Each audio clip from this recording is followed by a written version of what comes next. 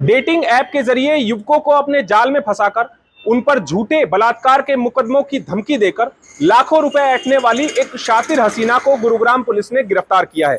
दिखाएंगे आपको इस खबर में कि कैसे सोशल मीडिया ऐप का इस्तेमाल करते हुए युवकों को अपने जाल में फंसाया जाता, फिर उन्हें होटल में ले जाकर उन पर झूठे मुकदमे दर्ज कराने की धमकी देकर उनसे लाखों रुपए ऐंठ लिए जाते।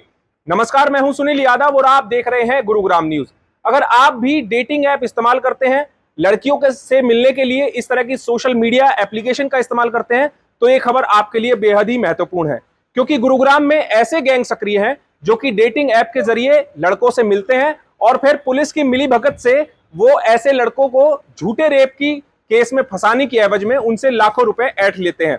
दरअसल फर्रुखनगर पुलिस स्टेशन को दो युवकों ने शिकायत दी कि उन्होंने बंबल ऐप के जरिए एक विनीता कुमारी नाम की युवती से दोस्ती की। युवती ने अपने झांसे में लेकर उनको फर्रुखनगर में होटलों में बुलाया और वहां पर जाने के बाद युवती उन्हें रेप केस में फंसाने की धमकी देने लगी। इस धमकी से बचने के लिए उनको कहा जाता कि या तो वो उसे लाखों रुपए दे दे, नहीं तो उनके खिलाफ झूठे रेप केस दर्ज करा दिए जाएंगे। इस पूरे मामले में गुरुग्राम पुलिस ने 2 एफआईआर फर्रुखनगर पुलिस स्टेशन में विनीता कुमारी नाम की युवती के खिलाफ की। उसके बाद इस पूरे मामले में गुरुग्राम पुलिस ने गहनता से छानबीन की, तो इतने में ही तीसरा केस गुरुग्राम के डीएलएफ फेज 3 में आया, जहां पर ऐसे ही एक युवक के खिलाफ इस विनीता कुमारी नाम की युवती ने एक कंप्लेंट दी रेप केस की, जिसमें पुलिस ने जब जांच की तो पता चला कि इस युवती ने उस युवक से भी लाखों रुपए की डिमांड की है। पुलिस ने इस पूरे मामले में एक जाल बिछाया और जाल बिछाने के तहत ही जब युवक उस युवती को पैसे देने के लिए आया तो पुलिस ने उस युवती और उसके एक साथी को रंगे हाथों गिरफ्तार कर लिया। गिरफ्तार किए गए दोनों की पहचान विनीता कुमारी, जो कि बिहार की रहने वाली है और गुरुग्राम में एक एमएनसी कंपनी में एडवाइजर के तौर पर काम करती है, जबकि एक व्यक्ति जो कि रोहतक का रहने वाला है, महेश फोगाट, वो इसका साथी है। पुलिस ने इसको भी गिरफ्तार किया है, जबकि ये युवक अपने आप को एक एनजीओ का संचालक बताता है। पुलिस ने बताया कि अब तक ऐसे ही 4 युवकों को अपने झांसे में फंसाकर उनके खिलाफ झूठी रेप की शिकायतें देकर उनसे लाखों रुपए ऐंठ चुके हैं। देखिए, हम लोगों को पिछले 30 मई को एक महिला ने पुलिस स्टेशन डीएलएफ फेज 3 में आकर के शिकायत दी थी। पहले उन्होंने वर्बली बताया कि उनके साथ किसी व्यक्ति ने बहला फुसलाकर और गलत काम किया है। जब उन्हें शिकायत देने के लिए कहा गया तो उन्होंने शिकायत देने के लिए मना किया और लीगल एडवाइज़र को हम लोगों ने इसमें बुलाया। लीगल एडवाइज़र के सामने उन्होंने लिख के दिया कि वो आज शिकायत नहीं देना चाहती और इस विषय में वो बाद में आके शिकायत देंगी। आज उन्हें कोई बहुत ज़रूरी काम है जिसकी वजह से उनको जाना पड़ेगा। जिसके बाद जब वो थाने में नहीं आई तो उनसे दोबारा संपर्क किया गया और उनको पुलिस स्टेशन में बुलाया गया। इसी दौरान एक व्यक्ति जिसके खिलाफ शिकायत दी गई थी, उसने पुलिस स्टेशन में आकर के शिकायत दी कि जब से ये महिला पुलिस स्टेशन में आकर के मेरे विरुद्ध शिकायत दे करके गई है, उसी दिन से मेरे साथ इन लोगों ने पैसे की डिमांड शुरू कर दी है और ये लोग मुझे जानबूझकर फंसाना चाहते हैं और मुझसे पैसे की डिमांड कर रहे हैं। और ये गिरोह है जो इस तरीके से लोगों को फंसाकर पैसे की डिमांड करता है। इनके विरुद्ध और भी कई जगह पर इस तरीके के मामले चल रहे हैं। इस बात को हम लोगों ने बहुत सीरियसली लिया, सेंसिटिविटी हमने दिखाई और हमने और जगह पता किया तो हमें पता लगा कि फर्रुखनगर थाना क्षेत्र में भी इस तरीके की 2 शिकायतें इसी लड़की ने दी हुई हैं और जिस पर कि मुकदमा दर्ज हो चुका है। हमने तुरंत इस पर एक टीम गठित की और जो ये लड़का था जिसको ये अपना भाई बताती थी, इस व्यक्ति ने, जो ये कंप्लेनेंट हमारे हैं, इनसे 2.5 लाख रुपए की डिमांड करी, जिसके बाद मामला 2 लाख रुपए में सेटल हुआ। और जो अपना भाई जिसको ये बताती है, उस भाई ने 50,000 रुपये इस व्यक्ति से अपने कमीशन के तौर पर लिए और 1.5 लाख रुपये लड़की के नाम के लिए। 50,000 रुपये कंप्लेनेंट के पास थे जिसने उसे 50,000 रुपये दिए और 1.5 लाख रुपये उसके बाद कुछ देर के बाद देने के बारे में तय हुआ। जगह तय हो गई। कंप्लेनेंट ने इस सारी चीज़ की एक ऑडियो रिकॉर्डिंग की जिसमें स्पष्ट तौर से ये सुनाई देता है कि इन लोगों ने जानबूझकर ये सारा खेल रचा और पैसे के लिए उसको परेशान किया। जब हमारे संज्ञान में ये चीज़ आई, कंप्लेंट आई, तो हम लोगों ने टीम गठित की और मौके पर जाकर उस व्यक्ति को रंगे हाथ पैसे लेते हुए गिरफ्तार किया और उसके पोजेशन से 50,000 रुपये जो उसने लिए थे वो भी रिकवर हुए। इसके बाद इनका इशारा ये था कि जैसे ही मुझे पैसे मिलेंगे मैं लड़की को टेलीफोन करूंगा और वो थाने में जाकर एक राजीनामा लिख कर देकर आएगी। परंतु जब हमने इसे गिरफ्तार कर लिया, मौके से पकड़ लिया, तो ये फ़ोन कर नहीं पाया, जिसकी वजह से लड़की थाने के नज़दीक से भाग करके अपने ठिकाने पर पहुंच गई थी। तुरंत ही एक टीम उसके पीछे लगाई गई, लोकेशंस ले करके उनको, लड़की को भी थोड़ी ही देर के बाद वहां से गिरफ्तार किया गया। जब इनसे पूछताछ की गई तो पूछताछ में इन्होंने अपनी सारी मोडस ऑपरेंडी बताई कि किस तरीके से ये लोगों को बम्बल ऐप, जो चैटिंग ऐप है, उसके थ्रू बम्बल ऐप पर ये बात करते हैं और बात करके जो लोग हैं उनको ये अपनी बातों में फंसाते हैं। फंसाने के बाद उनको किस तरीके से पार्टी करने के बहाने किसी होटल में, रेस्टोरेंट में लेकर जाते हैं, होटल के कमरे में शराब पिलाते हैं और शराब पीने के बाद उसके विरुद्ध शिकायत देकर उससे पैसा ऐंठने की कोशिश करते हैं। तो हमने इस पे दोनों को, इनको गिरफ्तार कर लिया है और जो भी एविडेंसेस इनके पास से मिल सकते थे हमने लिए हैं और हमारी इन्वेस्टिगेशन अभी चल रही है। क्या कुछ नाम है इनके आरोपी, क्या कुछ कहाँ के रहने वाले हैं?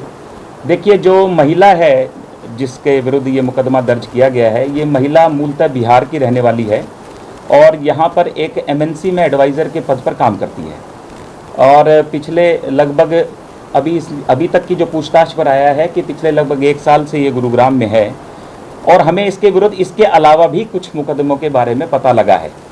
जो व्यक्ति है ये अपने आप को एक एनजीओ, ये कहता है कि मैं एक एनजीओ चलाता हूँ और मूलतः रोहतक डिस्ट्रिक्ट, रोहतक जिला रोहतक और हरियाणा का ये निवासी अपने आप को बताता है। इसके पास से इसकी आईडीज़ भी मिली हैं और association of health and social justice के नाम से किसी एनजीओ को ये चलाता है, जो इसने बताया, जिसकी हमने अभी तक पुष्टि नहीं की है, जिसके बारे में हम लोग अभी जानकारी प्राप्त कर रहे हैं। युवकों को अपने जाल में फंसाकर किस तरह से ये अपनी ठगी का शिकार बनाते हैं, उसके बारे में भी गुरुग्राम पुलिस ने पूरी जानकारी दी है। पुलिस ने बताया है कि ये युवती पहले बम्बल सोशल मीडिया ऐप के जरिए लड़कों से दोस्ती करती, उसके बाद उन लड़कों को अपने ही इलाके में होटल में बुलाती और होटल में जाने के बाद शराब पीने के बहाने उस युवक को धमकी देने लगती कि अब तुम मुझे लाखों रुपए दोगे, नहीं तो तुम्हारे खिलाफ झूठे रेप केस दर्ज करा दिए जाएंगे। जब युवक डरकर उसे मना कर देता कि मैं तुम्हें पैसे नहीं दूंगा, तो ये युवती होटल से निकलने के बाद पुलिस स्टेशन में जाकर एक झूठी रेप केस की शिकायत देती और जब शिकायत के आधार पर गुरुग्राम पुलिस के जांचकर्ता पीड़ित युवकों को फोन करते कि तुम्हारे खिलाफ रेप केस की शिकायत आई है, तो उसके बाद वहां से डीलिंग शुरू कर दी जाती। ऐसा नहीं है कि केवल पुलिस के मिली भगत से ही ये पूरा रैकेट चलाया जा रहा है, बल्कि इसमें एक वकील भी शामिल है और वकील के द्वारा भी पीड़ित युवकों को कॉल कराया जाता कि तुम पैसे दे दो, नहीं तो तुम्हारे खिलाफ रेप केस दर्ज हो जाएगा और फिर कई सालों तक तुम्हें जेल में सड़ना पड़ेगा। इस पूरे मामले के बाद डरे सहमे युवक लाखों रुपए इस युवती को दे देते, जिसके बाद ये अपनी शिकायत थाने से वापस ले लेती थी। प्लान के तहत पुलिस स्टेशन में जाती थी लड़की और वहाँ जाने के बाद ये अपनी रिटर्न कंप्लेंट देती थी। कंप्लेंट देने के बाद फिर उसमें कंसर्ट आईओ जो उनको बुलाता था, फिर इनका जो मीडिएटर है ये वहाँ पे जाता था, वो उस पार्टी से बात करता था। उस पार्टी को इतना दबा दिया जाता था, इतना उसको धमका दिया जाता था, उसको इतना भयभीत कर दिया जाता था, वो उस चीज़ को मजबूर हो जाता था। फिर ये उसे बात करके पैसे देते थे। अश्लील वीडियो के आधार पर ब्लैकमेल कर रहे थे, किस तरह से? असली वीडियो तो अभी तो सामने नहीं आई है, लेकिन हमारा अभी अंडर स्टेट हमारे केसेस हैं, उसमें अगर कोई बात आएगी तो वो देख लें। अभी ऐसा कोई ब्लैकमेलिंग का थरू वीडियो का ऐसा नहीं आया। लड़की ने क्या शिकायत दी थी? लड़की देती थी अगर मेरे साथ इन्होंने ऐसे किया और मेरे को दोस्ती करने के बहाने, मिलने के बहाने मेरे को होटल में ले गए और वहाँ पे मेरे को शराब पिलाई। और इसमें तीनों चारों केसेस में एक ही तरीका है, अभी मेरे को जहर पिला दिया, मेरे को दारू पिला दी, उसने कुछ मिला दिया, उसके साथ मेरे साथ इन्होंने हरकत की। अच्छा सर, फरूखनगर इलाके में क्या कुछ शिकायत दर्ज की गई थी? कब ये शिकायत दर्ज की गई? शिकायत इसने लड़की ने पहली जो शिकायत की थी फरूखनगर के अंदर 14 तारीख को की थी, इन्होंने 14/5 को। सेकंड जो शिकायत थी वह इसने की थी 26 तारीख को जी। ये फरूखनगर के। लेकिन बाद में जब लड़के सामने आए हमारे, जब सारी बात खुल के आई, तो जब ये पता लगा कि एक बहुत बड़ा स्कैंडल और ये बच्चों को, लड़कों को फंसा कर पैसे ऐंठने के लिए इनका एक कार्यक्रम। अच्छा सर, फर्रुखनगर में इस शातिर हसीना के खिलाफ दर्ज कराई गई एफआईआर में यह भी जिक्र किया गया है कि जैसे ही वो शिकायत फर्रुखनगर पुलिस स्टेशन में देती, तो वहां से असिस्टेंट सब इंस्पेक्टर मुनेश देवी का कॉल उनके पास आता और फिर एएसआई मुनेश देवी उनसे मिलने जाती, जिसके बाद मुनेश देवी भी इन पीड़ित युवकों को बोलती कि इस केस को अगर तुम बाहर ही निपटा लोगे तो ज्यादा बेहतर रहेगा, नहीं तो तुम्हारे खिलाफ केस दर्ज हो गया तो फिर तुम्हें कई सालों तक जेल में सड़ना पड़ेगा। इस पूरे मामले में भी एएसआई मुनेश देवी की जो भूमिका है वो संदिग्ध पाई गई है, इसीलिए गुरुग्राम पुलिस इस पूरे मामले में छानबीन कर रही है और ये भी जांच कर रही है कि इसमें पुलिसकर्मी की संलिप्तता तो नहीं है। हालांकि पुलिस का कहना है कि अभी तक उनके पास ऑन रिकॉर्ड ऐसा कोई सबूत नहीं आया है जिससे ये साबित होता हो कि जो पुलिसकर्मी है उसकी मिलीभगत इस गैंग के साथ है, लेकिन पुलिस फिर भी इस पूरे मामले में गहनता से छानबीन कर रही है। हाँ नहीं, डील किया है उसने, और इसी मैटर में हम वो उस एंगल से भी इन्वेस्टिगेशन हम स्टार्ट कर रहे हैं। हमारी उसमें अगर कोई इस तरह की बात आती है तो भी हम एक्शन लेंगे उसमें। सर, फर्रुखनगर में 2 शिकायतें हैं बताया गया, उस शिकायत के आधार पर ही जो महिला पुलिसकर्मी है उसकी संलिप्तता इसमें दिख रही है और कुछ रिकॉर्डिंग्स भी विक्टिम्स के पास हैं। अभी ऐसा है, देखो पूरा मैटर हमारा इन्वेस्टिगेशन के अंदर ही है। इसमें जैसे जैसे हमारी आगे इन्वेस्टिगेशन बढ़ेगी उसमें जिसका भी जो रोल आएगा हम उसको उजागर करेंगे, उसको हम एक्शन लेंगे उसके खिलाफ। महिला पुलिसकर्मी है कौन, कहाँ पे तैनात थी और अब इस वक्त कहाँ पे नहीं, तैनात अभी है? तो देखो जिसने डील किया है मैटर ऑफ इन्वेस्टिगेशन है, अभी हम इसमें आपको ये नहीं बता सकते हैं। दरअसल गुरुग्राम पुलिस के पास 1 महीने के अंदर ही जब 3-3 शिकायतें इस तरह की आई तो उस पर पुलिस को शक हुआ, क्योंकि जब ये पुलिस में शिकायत देती तो उस पर ये कहती कि वो अभी जल्दी में है और वो पूरी शिकायत अगले दिन आकर देगी, जिस आधार पर ही आधी अधूरी शिकायत के आधार पर ही जब जांच करता पीड़ित युवकों को फोन करते तो उसके बाद पीड़ित युवक जब सारी घटना पुलिसकर्मी को बताते, उसके बाद गुरुग्राम पुलिस को इस युवती पर शक हुआ, जिसके बाद एक जाल बिछाया गया और डीएलएफ फेज 3 के तहत आने वाले एरिया में जब इस युवती ने उस युवक को पैसे लेने के लिए बुलाया तब जाकर पुलिस ने इन दोनों आरोपियों को धर दबोचा है और अब इनके बाकी साथियों की भी पुलिस जांच कर रही है, उनकी भूमिका की जांच कर रही है, जिसके बाद बाकी लोगों की भी गिरफ्तारी हो पाएगी। जिस तरह से झूठा रेप केस में फंसाने की धमकी दी जाती है उससे कहीं ना कहीं जो बाकी पीड़ित युवक हैं वो ऐसी स्थिति में भी आ गए कि उन्होंने आत्महत्या करने के लिए भी मजबूर होना पड़ा और ऐसी कदम उठाने के लिए उनको मजबूर होना पड़ा। पुलिस ने कहा कि ऐसे युवकों को पुलिस ने काउंसिल किया, उनकी काउंसलिंग कराई और उनको समझाया कि इस तरह का कदम उठाना गलत है, जबकि उनको पुलिस में ऐसी युवतियों के खिलाफ शिकायत देनी चाहिए ताकि उनके खिलाफ सख्त कार्रवाई की जा सके। जैसे आप पूछ रहे थे कि विक्टिम की मेंटालिटी क्या रहती है या उनकी क्या मतलब मेंटल स्टेज होती है, तो उसमें कई बार वही है कि आप किसी भी रेप्यूटेड बंदे को अगर इस तरह से टारगेट कर रहे हो तो उनका मेन यही है कि अगर ये चीज़ मीडिया में आती है तो उनके लिए वो इमेज स्पॉइलिंग वाला काम करती हैं। तो मेन तो उनके लिए यही ट्रॉमेटिक रहता था कि अगर ये चीज़ मीडिया में आउट होती है तो वो उनकी इमेज को स्पॉइल कर देगा और इसी डर से कई बार जो है विक्टिम हमारे सामने आ भी नहीं पाते। बट लकीली फॉर्चुनेटली जो है इन 3-4 केसेस में कंप्लेनेंट ने थोड़ा सा हौसला दिखाया और जिस वजह से हम ये चीज़ कर पाए। दरअसल देश में झूठे रेप केस और झूठे दहेज केस में फंसे युवकों की मदद करने के लिए इंडियाज सन एनजीओ चलाने वाली एक महिला जिसका नाम दीपिका नारायण भारद्वाज है, उनके संपर्क में ये युवक आए और वो महिला इन युवकों को पुलिस थाने लेकर गई, पुलिस अधिकारियों से मिलवाया और इस पूरे मामले में इन युवतियों को, जो शातिर युवतियां हैं, इनको गिरफ्तार करवाने में कामयाबी हासिल की है। दीपिका नारायण भारद्वाज का कहना है कि वो ऐसे युवकों के लिए दिन रात मेहनत कर रही है जिनको झूठे रेप केस और झूठे दहेज केस में फंसाया जाता है।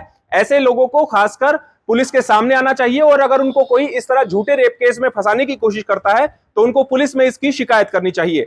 मेरा नाम दीपिका नारायण भारद्वाज है। मैं काफ़ी सालों से झूठे दहेज और झूठे बलात्कार मॉलेस्टेशन के जो केसेस हैं उनके खिलाफ काम कर रही हूँ। पिछले महीने गुड़गांव पुलिस ने ही एक ऐसी ही लड़की को अरेस्ट किया था जिसने झूठा रेप का केस लगा के उसके बाद एक्सटॉर्शन की थी। मैंने वो पोस्ट शेयर की थी, वो पोस्ट काफ़ी वायरल हो गई थी। उसके बाद इस केस के जो विक्टिम्स हैं एक के बाद एक मुझसे कांटेक्ट करने लगे और उन्होंने बताया कि किस लड़की ने उनको फंसाया और किस मोडस ऑपरेंडी से फंसाया है। तो जब 2-3 लोगों ने मुझे सेम स्टोरी बताई कि इस तरह से पहले लड़की पुलिस स्टेशन जाती है, वहाँ पे बोलती है कि मैंने रेप की कंप्लेंट फाइल कर दी है और बम्बल ऐप से ही मिली है इन सभी लड़कों को, और फिर एक एनजीओ का बोल के एक लड़के का फ़ोन आता है, तो मुझे लगा कि ये सारा का सारा जो गैंग है वो सेम है। जब मैंने लड़की का नाम पूछा तो विनीता कुमारी इन तीनों केसेस में जो है सेम कंप्लेनेंट थी और जो एक्सटॉर्शन का जो मोडस ऑपरेंडी था वो बिल्कुल सेम था। तो मैंने इन लोगों को आपस में कनेक्ट करवाया, फिर इन लोगों को बहुत इनकरेज किया कि आप जाके जो है अथॉरिटीज़ को कंप्लेन कीजिए। 2 लोगों से वो ऑलरेडी एक्सटॉर्शन कर चुके थे, तीसरे से डिमांड चल रही थी। तो मैंने इन सबको कहा कि आप प्लीज़ जाके सीनियर अथॉरिटीज़ से मिलिए।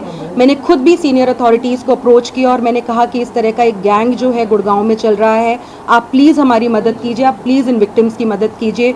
मैं गुड़गांव पुलिस को बहुत ज़्यादा धन्यवाद देना चाहूँगी क्योंकि विदिन 4 डेज़ हमारी कंप्लेंट पे ना ही सिर्फ एक्शन हुआ बल्कि कल आप लोगों ने सब देखा है कि इस गैंग को जो है रेड हैंडेड इन्होंने पकड़ भी लिया है। तो पूरा का पूरा श्रेय जो है इन विक्टिम्स को जाता है जो कि बिना डरे हुए सामने आए। हालांकि उन्होंने अपने पैसे तो गंवाए, लेकिन फाइनली इस गैंग को पकड़वा दिया। और दूसरा गुड़गांव पुलिस, जिन्होंने बिल्कुल त्वरित कार्यवाही करी इस केस में और इन लोगों को धर पकड़ लिया है। और अभी तो इन्वेस्टिगेशन चलेगी तो पता चलेगा कि कितने और मुकदमे इस तरह के ये कर चुके थे या कितने और लोगों को हरास और टॉर्चर कर चुके थे। हनी ट्रैप के इस मामले में पुलिस की कितनी संलिप्तता है, ये तो जांच के बाद खुलासा हो पाएगा। लेकिन आप लोगों को सावधान रहने की खासकर जरूरत है कि डेटिंग एप्स पर महिलाओं से दोस्ती कहीं आपको भी भारी ना पड़ जाए और आपको भी कोई झूठे रेप केस में फंसाकर आपसे लाखों रुपए ना ऐंठ लें। इस खबर के बारे में आप हमें अपनी राय कमेंट करके जरूर दीजिएगा। साथ ही साथ आप इस खबर को जरूर शेयर कीजिएगा ताकि सभी लोगों तक सही जानकारी सही समय पर पहुंच पाए। नमस्कार।